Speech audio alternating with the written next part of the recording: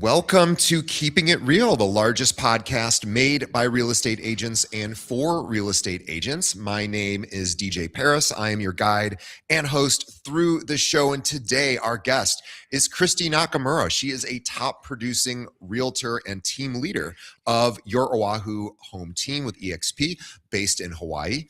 Proud wife and mom, Kristy brings a deeply personal understanding of what it means to put down roots, especially in Hawaii's unique military-heavy market. She's personally used her VA loan benefit several times to purchase her own homes, several of which she now holds as rentals, giving her firsthand experience with VA financing, investment properties, and long-term wealth creation through real estate.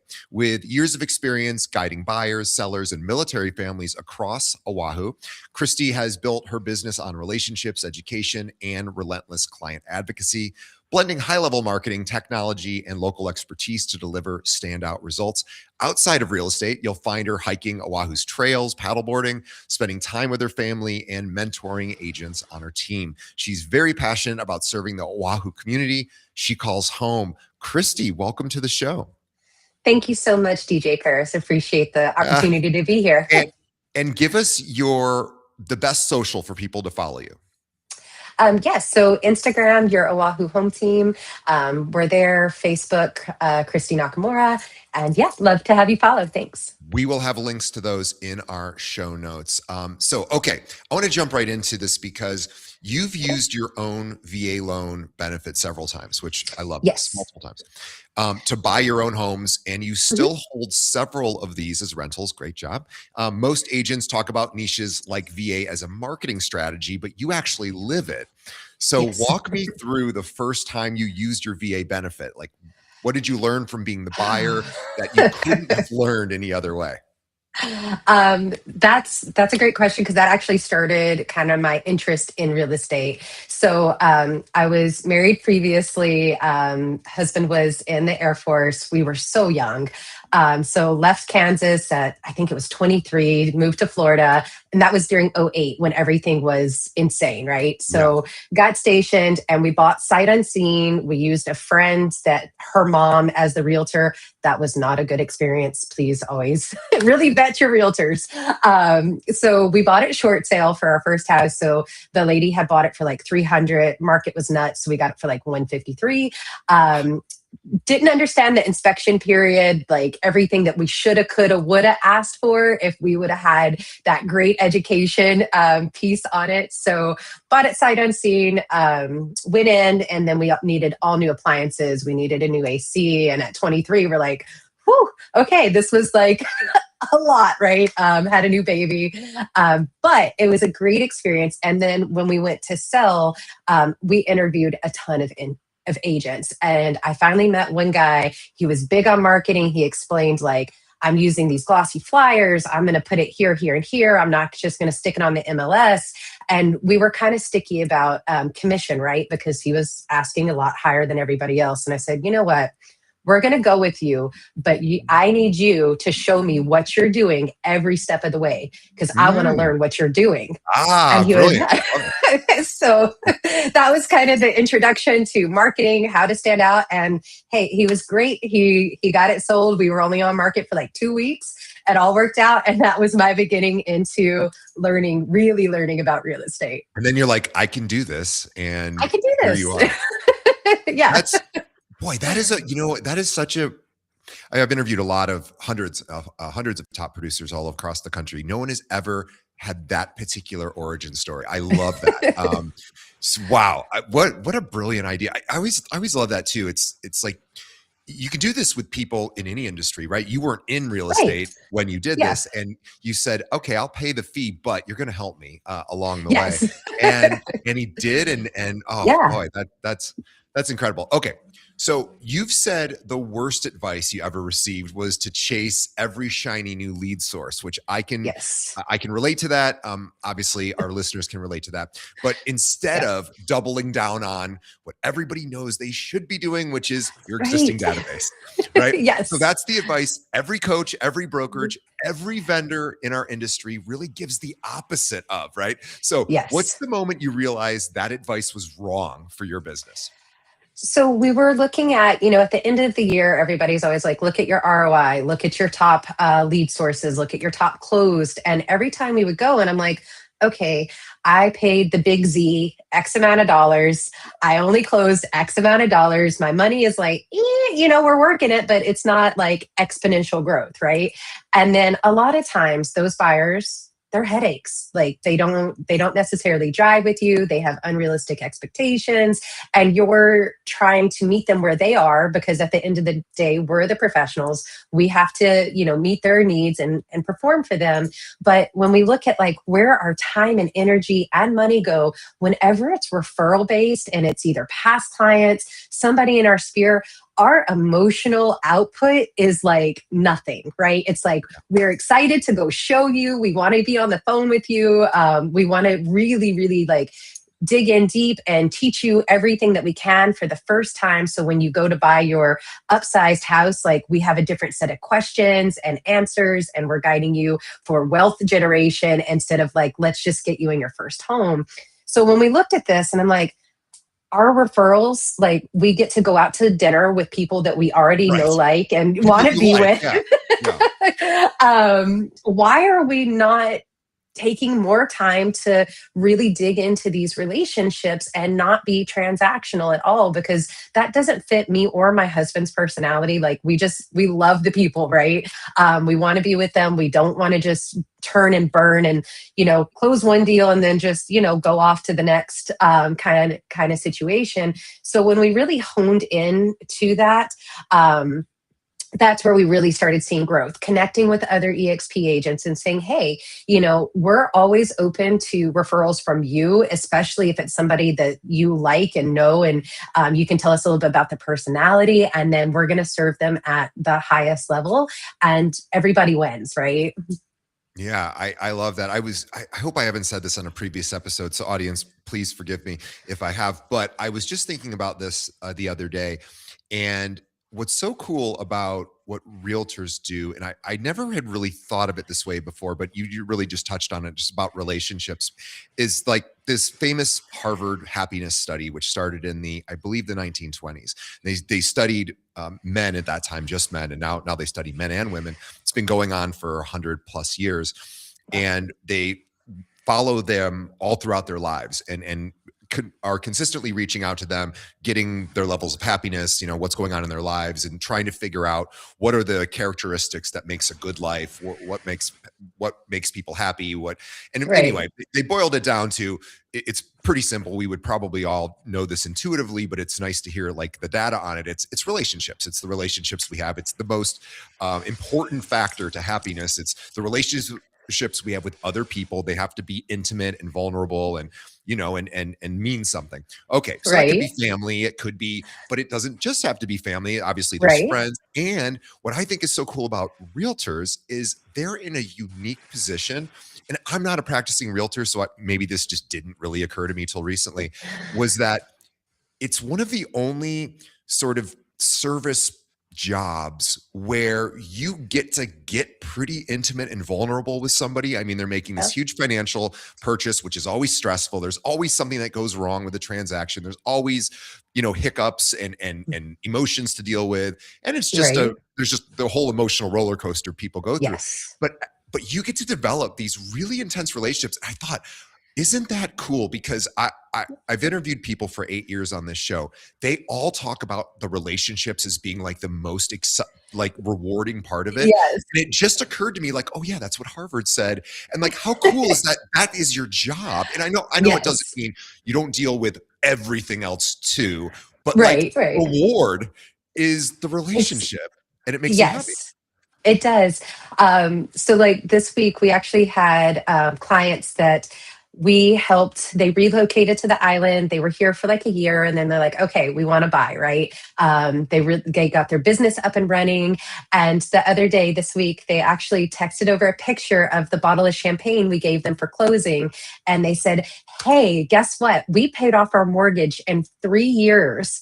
and this is our celebration. And we held on to the bottle of champagne you got us for our closing gift so we could celebrate because this was the plan. And they're like, now we're going to be ready for our investment really soon. So just wanted to share the good news and all of that. Wow. I was so excited. So like our kids have met this couple, and so I was like showing the kids, and I'm like, look how exciting this is. Like, this is going to be you one day, right? Like popping a bottle of champagne and being like, I paid off my house. It's exciting. I love it. So you're not buying leads. Your business is coming from your existing sphere. So in the and I know this, you might not know this off the top of your head, but just generally speaking, the last 10 Mhm. transactions you closed, how Mhm. many were repeat clients? How many were referrals? How many were sphere? Like, what's the general breakup of like the next 10 or the previous 10 transactions? So I would say two were sphere. And then Austin has a big sphere here, right? Because he grew up here. He went to Kamehameha schools that you have to be Native Hawaiian to get into. So he's got a great sphere. We probably had, off the top of my head, I want to say 4 or 5 of those were referrals. And now we're getting, yeah. And then we have a couple, like we have a bigger online presence. So we will have people reach out from Instagram, YouTube, that kind of thing. And now the AIs are recommending us. So we got 2 calls last week, and I was like, "Hey, how'd you get our number?" And they're like, "Claude," and I was like, "Oh, okay, that's great." Isn't Happy that to help. crazy? I just did this for, it's funny. I just did the last week for, I use Claude as well. And I said, hey, take a look at our recruiting, because I recruit realtors for our company. Okay. So I started saying, hey, from a recruiting perspective, how does our SEO stand up? In particular, how does it stand up to AI? Like, are we getting mentioned in AI searches? And it said, yeah, you actually are, but there's a few, holes that we could fill. And it was Yeah. things like, so our firm, we're an independent brokerage, and Hmm. obviously all of the major brokerages are here in Chicago as well. And it was like, Right. it never occurred to me to do that thing where you see this on a lot of software companies websites when you're like comparing like a CRM, for example, or any type of Uh-huh. software. If you look and you're like, well, it's down between these 2 CRMs. And if you type something versus something, usually those companies have their own, like them versus they have their own pages Right. for. So I said, of course we would want that. And Right. so and AI built all of that for me, which is now it's like Kale versus Kale's our company, Kale versus Okay. Coldwell Banker. And it's not like Kale always wins. It's not like Kale's the Right. best for everything, because we're not. Yeah. And Right. what's cool is, so I'm starting to do that. And I called one of my friends who is a big Compass team. He has a huge Compass team. And I said, hey, Ben, you should do, because he has like 5 other big teams that he competes with and in Chicago. And I said, you should do like you versus team A and team B and team, and he goes, already did it. And I'm like, oh, brilliant. So, He's so done. I love that. So for anyone listening, go in and think about who if you're in a particular niche and there's other people, it doesn't mean you're trying to show that you're better than someone, but that how you're Yeah. different. And Yep. and you guys are very different. Okay, I want to ask you this. Mhm. So I've interviewed hundreds of agents, and almost every one of them, when business gets soft, they run to Mhm. like a new lead source. But Mhm. you've done the opposite, which I love. When Yes. things slow down for you guys, what do you do? We are reaching out to our sphere, our past clients, and we're like, hey, obviously part of it is we just want to keep relationships, right? Sure. Second part is like just being upfront, right? Hey, we're trying to meet a goal. This is what we have going. We were great with you. Do you know of anybody that's looking to buy or sell? If you hear anybody talking about it, can you start a 3-way text with us? We'd love to jump in and help wherever we can. We're going to provide value, so it's not like we're And over they already promising, know and you. they They already already know you know. provide value. Yeah. Yeah, yeah. So it just feels a little bit more, organic and like truthful, right? Like, Yes. yeah, business is slow. If you know anybody that we could benefit from using us, or even just have a conversation to start and see if now is the right time for them to buy or sell, or should you wait? Because that's part of our strategy too, right? If it's a crappy time for you to sell, we're going to let you know that this is not the best time for you. If this is your goal, you're not going to achieve it at this particular moment. If we go this route or we maybe wait a little bit, we can get you to your goal. But either we got to be flexible on the goal or we're going to set very realistic expectations for you, because our biggest thing is like, we're not going to promise you the moon and then under deliver. And sometimes, it's not the best time. And I think our clients have really, and friends Spear have really come to like appreciate that of, I'm not going to just give you flowers because I'm a nice person, right? Like I'm going to tell you the truth. And that's part of how my husband and I run the business and part of what we're known for. I think I want to go back to the first part of what you said, which was this real, brutal, honest ask. And you've already built this relationship with, your sphere, or maybe it's a past client or both. Mhm. And you're like, hey, if you hear anybody talking about moving, please, introduce me. Yeah. And that is such an honest thing to do. And it's not easy. I think that takes some courage. But I was Yeah. thinking when you were saying that, I was thinking, nobody ever asks me, the service people in my life, like my dentist, who's like the greatest dentist ever. He's like legitimately the guy. And Yeah. and it's not that he doesn't need more business. I'm sure he does. I mean, he's very successful, but who doesn't need more Right. business? And Yeah. you can always turn it down, I guess. But he's, and I've been with him 15 years, and he could just say, he knows I really appreciate him. He could say like, Mhm. "Hey DJ, if anyone ever asks you who's your dentist, would you make sure to say you should really talk?" Anyway, so Yeah. or my hairstylist, like she could have say, Yeah. "Hey, if anyone ever compliments your hair, would you please tell them about?" And it's funny, most people aren't. That's a very difficult thing for some people to ask for, Yeah. but it's like absolutely what we should ask for if we did a good job, and you did, and why not? And people want to help you Right. anyway. So I appreciate that you were Yeah. super upfront about that, and I love that, and it's absolutely okay to ask for things when you're good. Like it's Yes. just Okay, I want to Yeah. switch gears. Well, Okay. let's talk about the VA niche because Mhm. this is so cool. I don't talk to too many agents who do VA stuff. So Okay. most agents who I think when they think about working with military buyers, or even the ones Mhm. that do work with military buyers, they really treat them, I want to say, maybe I'm being a bit harsh, but transactional kind of comes to mind, where it's like Yeah. PCS in, buy, PCS out, done. But you've Yeah. made it part of your business. And Yes. what do most agents on the mainland, or even maybe agents in Oahu, what do they Mhm. get wrong about working with military families? They don't understand how hard it is to be a military family. So I was a military spouse for 15 years. PCS, I had the kids, I would start, a job, I had to end the job and move. And there's so much stress that these families go through.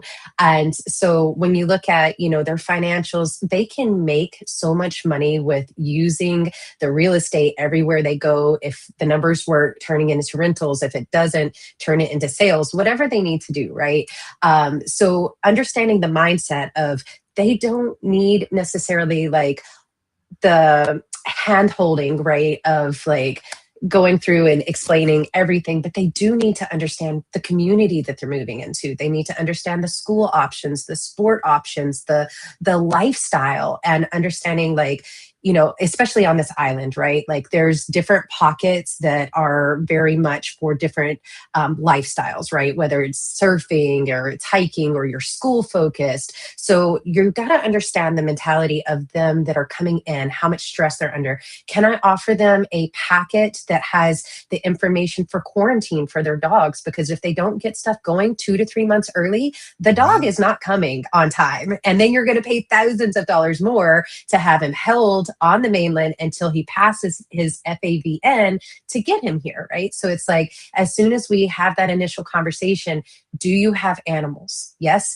Here's all the information. Follow these steps. It'll be super simple. Here's your resources. You need TLA, you need hotel when you get here. Here's the options for you. Which one do you want to go with, right? And explaining like we had a huge water spill here on Oahu, and some people come in and they're like, I just want to live on a military base. And I'm like, that's great. Do you know about the Red Hill jet fuel issue? No? Okay. If you want to live on base, I'm not telling you have to buy a house, but if you're going to live on base, please don't live on this, or this, because they've the water has been poisoned and we don't know what's what with it, right? So I want to keep your family safe. And then, even the people that are like, I want to live on base, then they're like, thank you for sharing that, right? Thank you for being valuable, instead of just being like, you have to buy a house because X happened. Because I'm not a pushy person. I'll show you all of the value, all of the reasons why. And then at the end of the day, it's always the client's, decision. I'm going to buy, we're going to go townhouse, we're going to go single family. I am going to live on base. Whatever you want to do, we're going to give you all the resources, help you come to a decision that makes sense for you and your family and your ultimate goals. And then you'll learn a little bit in the process, no matter whether you decide to go with us or not. That is such a smart idea and so valuable to people who are making that transition, because you're right. They probably, unless they're well researched themselves, and there's probably things they missed anyway. You know all of the steps, you know what's required, and all of just what you need to do to get ready. And the idea of putting that together in a packet, it must just save them so much energy and emotional toil. And Yes. it's brilliant. It's like it's funny. It's like Yeah. we talk about doing that with content a lot. It's like, when people are shooting video content where a lot Mhm. of it's just, look at how cool this house is. And I'm not saying there's anything wrong with it. That's all great stuff too. Right. Yeah. Listing videos are great. And home tours and all that. But what's really great is hey, if you want to live in this neighborhood, here's what you need to know kind of stuff. And Yes. that's what you're talking about doing, Mhm. although on a sort of maybe a more macro scale, but also all the way down to micro, like all the way down to the neighborhoods. And you guys create content around that too. And Mhm. it's really, really smart. You're thinking, how do I provide value first? And Yep. then, that obviously is the best way to anyone's heart, I think. And Yep. and then, the transaction comes just naturally after that. So Yep. it's really smart.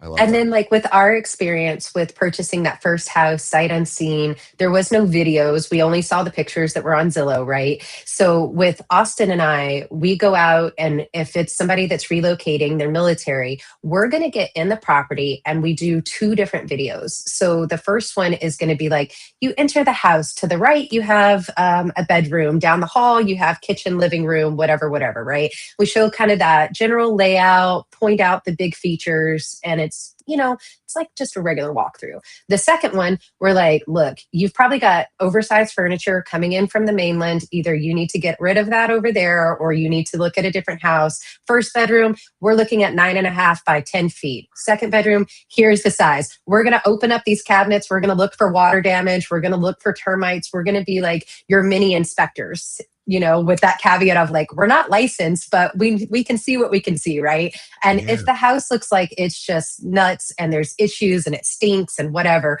we put all of that in the video. And then we're like, you may not want to buy this one. Let's go look for another one, right? So nobody ever comes in that's relocating and is like, oh, the house doesn't look anything like what I thought it was. Like, no, Right. you have very detailed information, which makes people so much more comfortable in knowing, what they're getting. Awesome. Wow. I love that. I don't know. And look, maybe some of my other guests have done those kind of things for people that are buying maybe sight unseen, but I love that you went really specific with that. What a great value. Okay. So Hawaii has the highest rate of multi-generational households in the country. Yes. It's something Mhm. like over 10%. I think it's like 11% or something. Anyway, Yeah. huge. You've mentioned the multi-generational living and Mhm. Ohana setups as a big Yeah. part of how you help local families stay in Hawaii. So Yes. what does the actual conversation with a multi-generational buyer look like? And what are agents on the mainland missing about how to help families pool resources to buy a home? So on the mainland, there's such a stigma, right? Like as soon as you turn 18 or you graduate college, like you got to be out of the house. You're not what we call like hooing together to get to your goals, right? So in Hawaii, our average single family home is over $1 million to purchase. Which, if you don't have things like the VA benefit and COLA and all of this, regular people, it can be really difficult, right? So families will talk together, and obviously, you guys got to like each other to be able to make this this happen, right? But the question is, do you need separate spaces? Do you need separate entrances? Are you all just going to share all of the spaces? What's important to how you're going to live together? And have you talked about this, right? So sometimes we have families that's like, I want an ADU that's separate from the main house. And either the aging parents are going to live there, or maybe it's a young couple that are going to start their life in the ADU. We have other families that are like, hey, we love to cook together. We love to have dinner together and sit on the couch, right? So big common areas are going to be important, but we want, some of the bedrooms separated, or we want to have a different entrance to come in. So we're not waking mom and dad up if we're out with the kids 11, 12 o'clock at night doing something else. So it's really kind of honing in on everybody's specific situation. How do you want to live together? What does that look like? What is the minimum square footage you can have for something like this? And then we go over pros and cons. Have you talked about how you're going to share electricity and water and the title, right? All of this is really important. So we don't want to get like way down the road and we're already looking at houses and all of this before we have those conversations. So as soon as it starts, we're like, what does your ideal situation look like for you? Who is going to have the majority stake in the house? And then we get them with our lender, and he pulls, everybody's resources together, explains how all of this works, debt to income ratio. Sometimes we take one person off and we have a different person on that we thought was going to start it to make everything work. So it's very customized situation, lifestyle, needs and wants. Wow. And I imagine once the transaction's completed, now you probably have a family that's friends for life in a lot of cases. Yes, that's exactly it. it. Go to a lot of events is what I'm guessing. A lot of birthdays, marriages, graduations, things like that. We are busy, which is great. Yeah, I love that. Okay. You've also brought up seller credits as something to talk about. And I love this because nobody ever talks about this. So in a high rate market, a lot of agents have heard of credits, but don't actually know how to deploy them. So how are you using seller credits right now to get deals to the closing table? So we have two different strategies, and it really matters if you are VA or if you're conventional or FHA, something of that nature. So say you're VA, right? A lot of people don't know with the seller credits, you can pay off your car, you can pay off your credit cards, you can pay off any consumer debt you have via the seller credits. So what we will do, Austin and I will look for a house that maybe is listed just a little bit below. It's not in perfect condition, something like that, but the appraisal value we can still get here, right? So we'll ask, say, I can give you a specific example. We had a family that was military. They PCS'd in. They had too high car payments and they had credit card debt, right? And they're like, they only wanted a single family $1 million house. And they're like, we can't afford the monthly. So what we did was we went a little bit higher than the list price, but we asked for like $60,000 in seller credit, which then brought the net of the house was like we were asking for $40,000 under where it was listed. Again, house had been on the market for a long time. Interest rates are high. We got it and got them all of that credit. So then our lender took 2 car payments, gone. Their credit card payment, gone. Everything's rolled into just the house. And then they're like, okay, we have 1 payment with no debt. We're good to go now. And then we still had enough in there to lower their interest rate little bit on that as well. And they didn't pay any closing cost. I didn't even know that was possible. Like that's how that's amazing. Well, so cool. I love that. And then conventional, we just take it and we purchase down the interest rate. We have a couple different solutions. Do we do a 2-year buy down where you get 2% off the first year, 1% off? That's what a lot of people do. There's also ARM programs now. So like we got one client that bought a $2 million house. Their first year, they're at 3.75. It won't ever go up above 875. And they can refinance, by the time we get to that spot. So I love that. I wish I would have gotten a buy down on my current one. I had to give up my 3% for I'm at 6. I look, 6.5% is nothing to complain about, Right. but no, the buy down wouldn't have made sense in my situation. But oh, they're so cool. I love them. They are. Yeah, I got credits in other ways, which made sense. But That, okay, so you and Austin, you run this team mhm. together, husband and wife, Yes. 3 kids. You have a real Yep. business. Now, most couples I've had on the show say working together is either the best or the worst part of their lives. So, what does the actual division of labor look like? Like, who owns what? Meaning, like, tasks. Like, who doesn't touch certain things? And just curious of like how you guys delegate labor and stuff like that. Yeah. So, when we first started together 3 years ago, with him, he quit teaching and joined the real estate full time. We had to kind of figure that out, right? So we had some bumps in the road and, really trying to hone in on what's what. I love contracts and negotiations. Like that is my jam. So he doesn't touch contracts and that kind of thing. On the social media side, I cannot edit a video to save my life. Absolutely not. Like I'll send him stuff and I'll be like, I love the way this looks. I don't know how to do it. And then he'll look at it and be like, okay, this is where we're going to film it. This is how we're going to do it. Here's your script. You say this, he films it, he gets it on all of the YouTube and Facebook and all of that. I have no idea how to do any of that. So that's a big thing that he does. Buyer consults and seller consults, depending on the situation. Sometimes we do it together. Sometimes it'll just be one of us. Showings, if clients are on island, he handles most of that.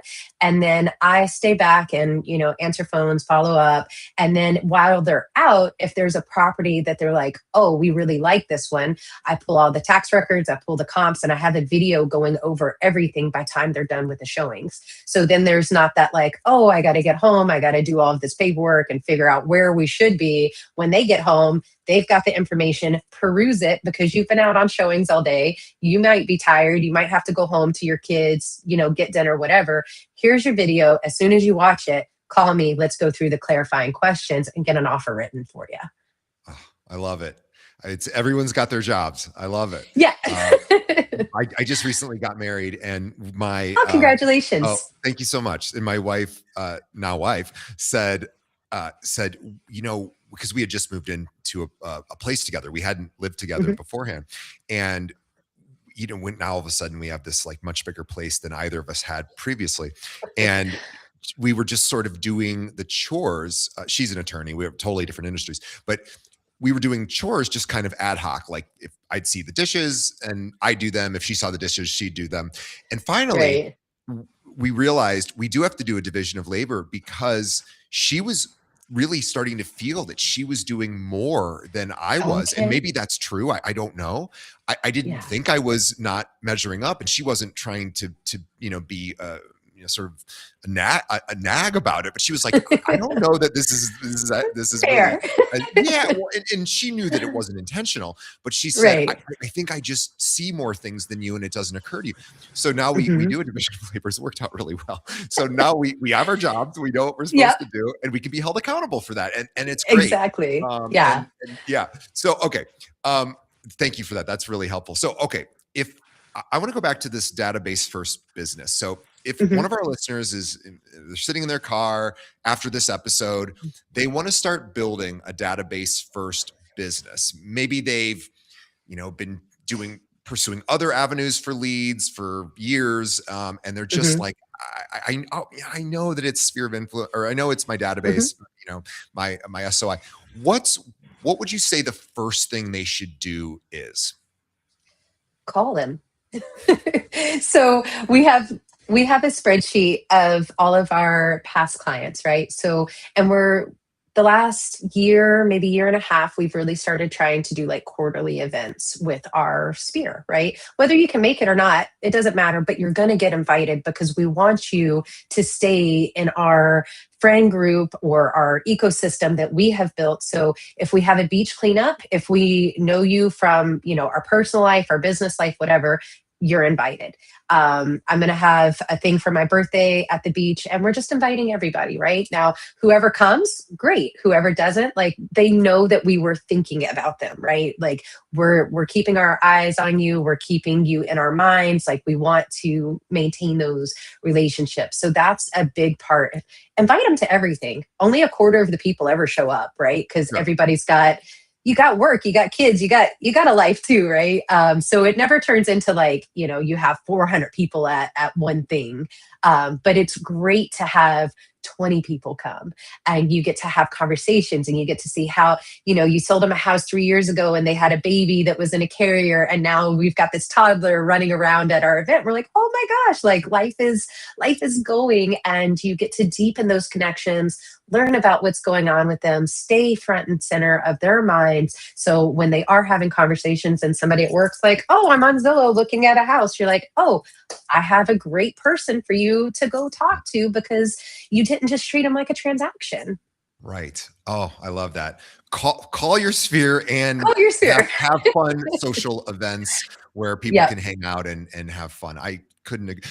My wife and I joined a bowling league, in the last month, and we're not really bowlers in any real sense, but she goes, this will be really fun.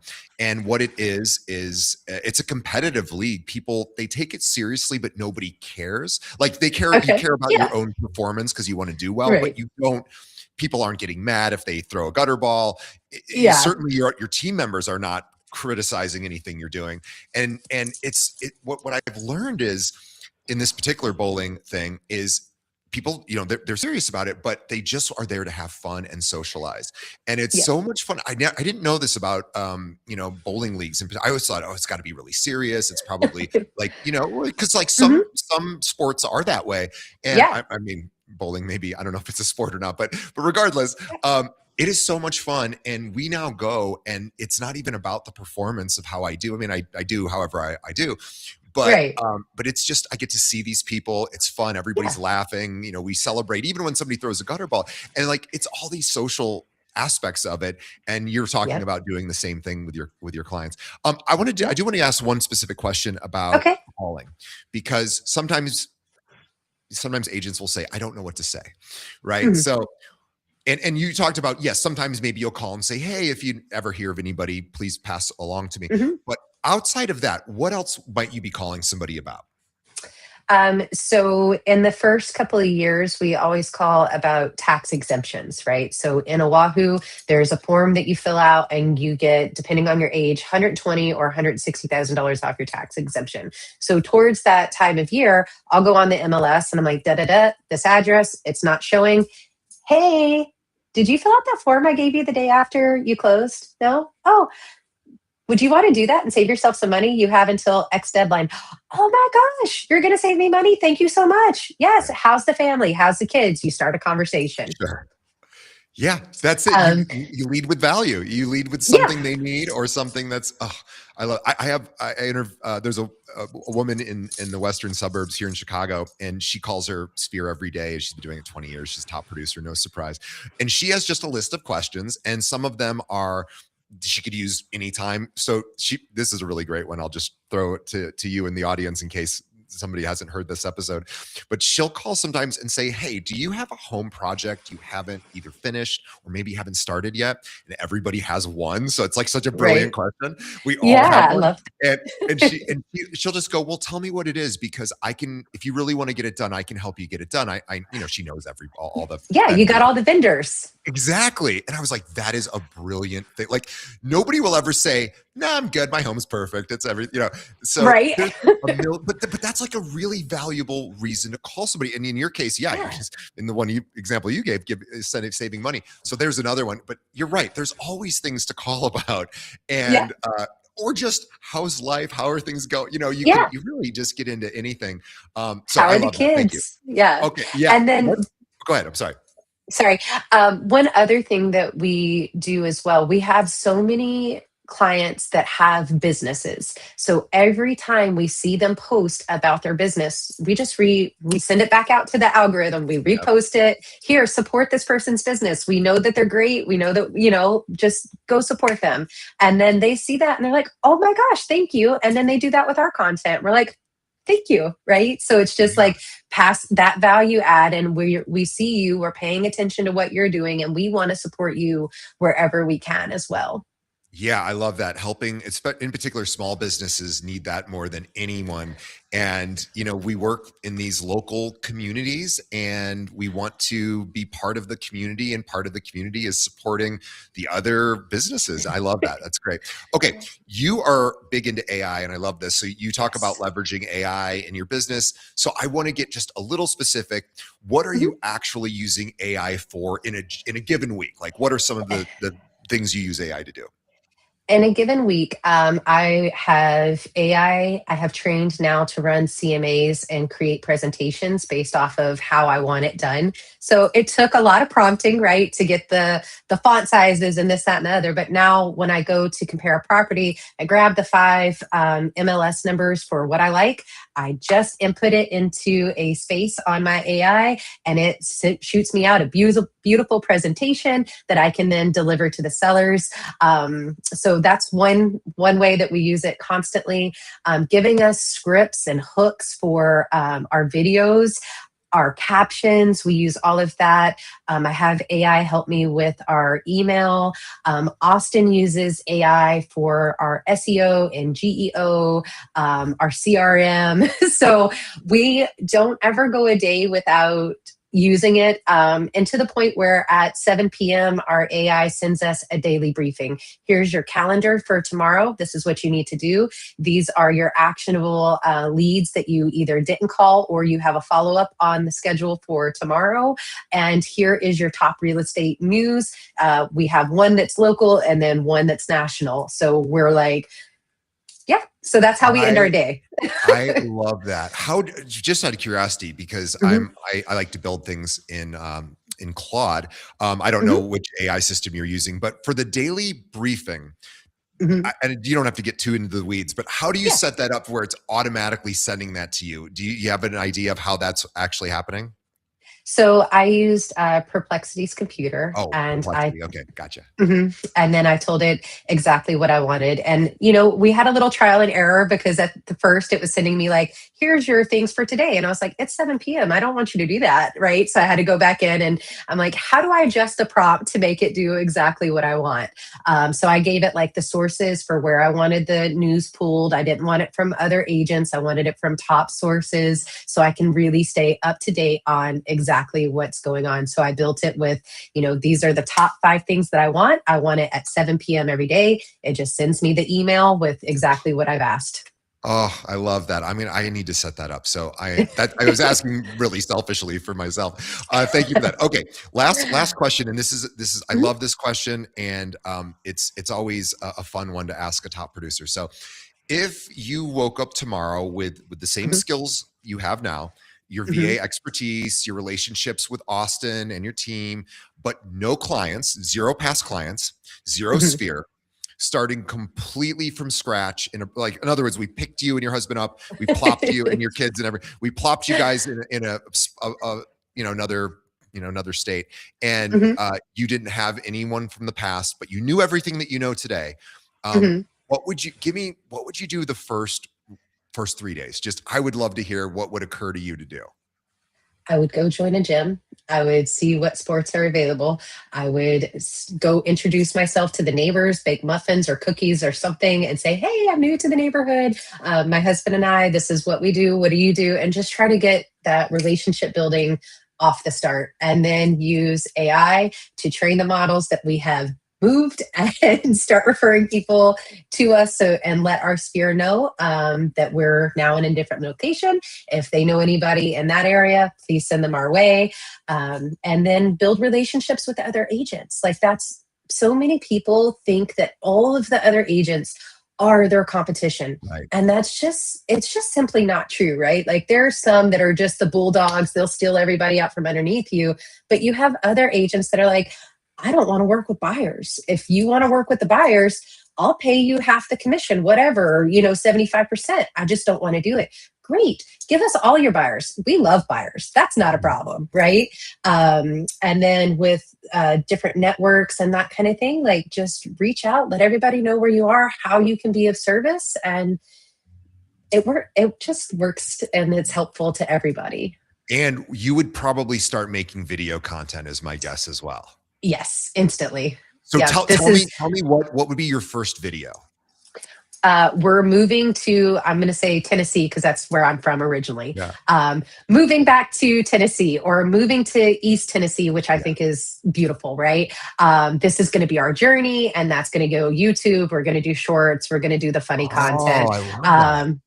So like this week, Austin's got a classmate that she's selling her house, right? So we went and looked at the house, and I was like, oh, what could be funny? So I like hopped in the bathtub. I'm, in my nice dress and whatever. And I'm like sitting in the bathtub, like, hey, I like to soak and I'd like to read a book in here. Like, this is a selling feature of the house, right? So it's finding those things that you don't always have to be prim and proper, like super professional, because people are like, I don't know, you're more of a robot, right? Like, be a real person. This is the highs, this is the lows. Life is not perfect, right? And put that content out in a meaningful way where maybe you are showing value. If you're relocating to Tennessee, this is the journey that it looks like. You know what? That, by the way, unbelievable answers. I hope everyone wrote some of that down, because you guys could start doing this immediately, and that's all just perfect advice. I'm as far as showing the highs and lows on video, just to sort of go down a path for a moment. I'm waiting for, and I'm sure there's realtors that do this, and I just haven't seen it yet.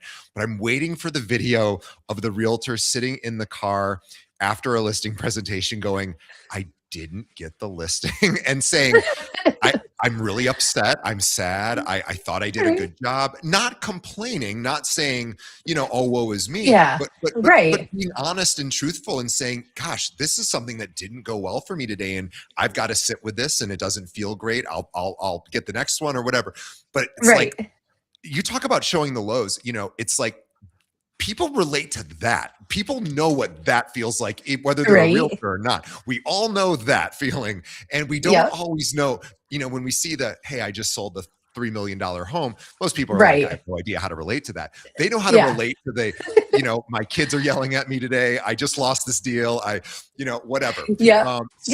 I couldn't get myself to get to the gym. I just, and all the things, the disappointments, and it's like, we're so afraid to share those. And I get why. I understand. It's like, nobody wants to, and maybe you shouldn't share everything. I understand that too. But I do think there's something you talked about looking and being professional and perfect. It's like, well, okay, fine.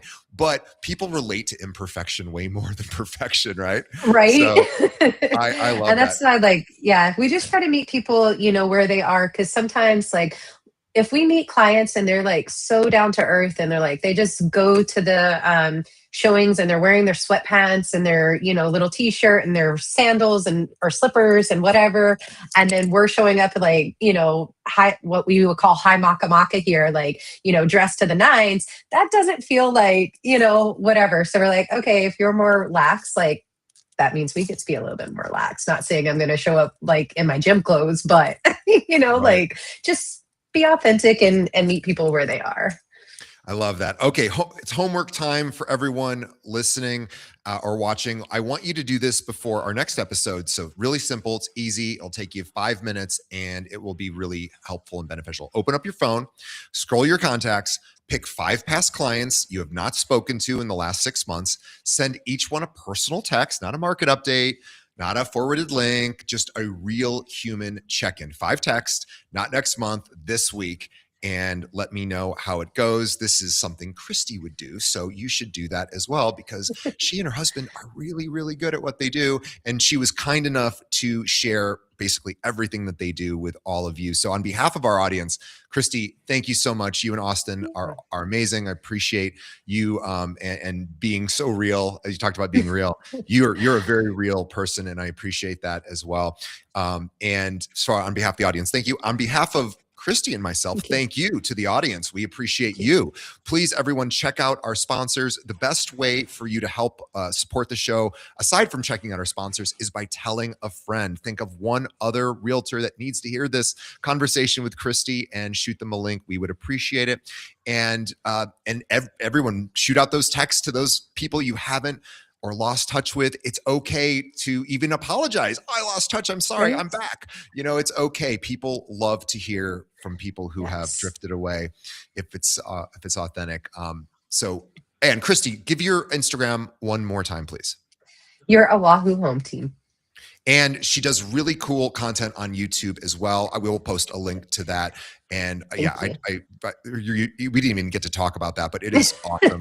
All right, Kristy. Oh, and by the way, last thing, don't hit pause just yet or hit stop, because Kristy's in Hawaii and lots of people buy homes in Hawaii who maybe that's not their first home, or maybe it's their retirement home. And so if you are somebody who is feeding people into Hawaii, and by the way, same thing happens, especially with military, people feed in and out of Hawaii as well. Yes. If you want to start a relationship with Kristy, and seems like that would be a great place. She's on Oahu. Kristy, what's the best way another agent should reach out to you? Just give me a call. All of my information is online. And 808-670-1548. I actually answer my phone. Yeah.